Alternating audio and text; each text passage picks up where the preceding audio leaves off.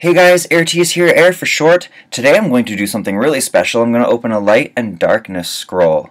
Now, I've only had one of these in the game, as usually you can only obtain two unless you purchase them.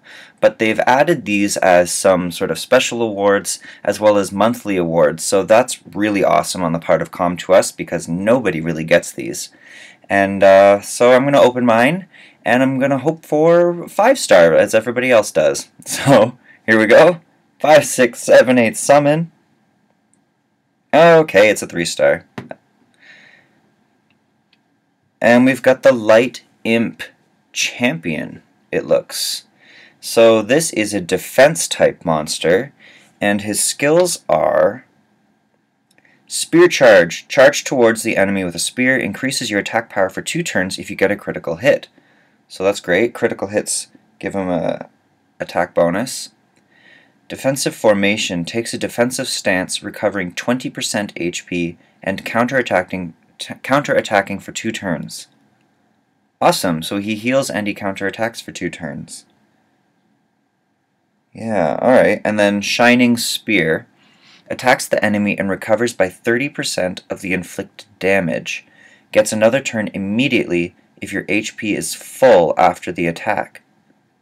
Wow. So that's great. Oh, this guy's kind of cool. He's a defense type, so that means his defense is going to be pretty high. It looks like you want to give him like 100% crit rate here. But there's something to be said about counterattacking and defense and recovering 30%. So he's kind of a mix between defense, attack power, and critical hits. Huh. So how do you rune this guy? I don't really think he's a defense type. Usually the imps are offensive. So I'd probably recommend doing like a Rage Blade sort of setup with him. I mean, I guess you could get some defense substats, maybe? Defense percent substats. So you could try Rage Blade and really go for crazy amounts of attack power, and that way, you know, 30% of the inflicted damage will be recovered, so that's great, and you get another turn if that happens.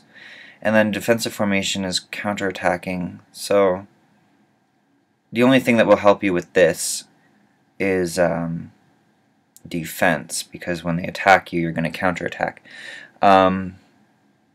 And then crit rate. So yeah, so I would do Rage Blade with this guy, and I would aim for 100% crit rate with substats. If you can't do that with substats or even get close, then do crit rate on slot 4. Otherwise, go for crit damage on slot 4, and then do attack percentage on 2 and attack percentage on 6.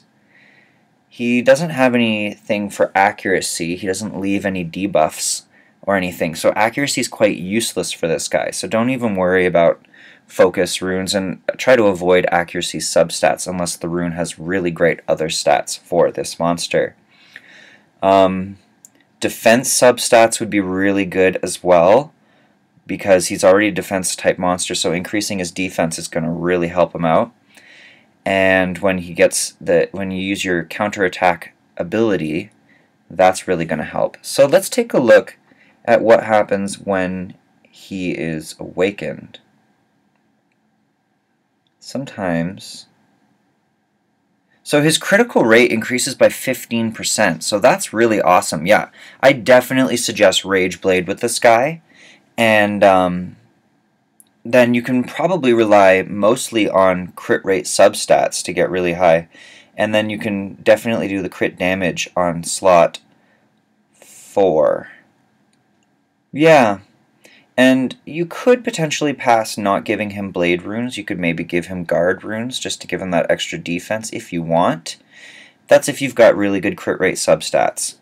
So that's my suggestion with this guy. Try to get a combination of defense, crit rate, and crit damage would be really good for this guy.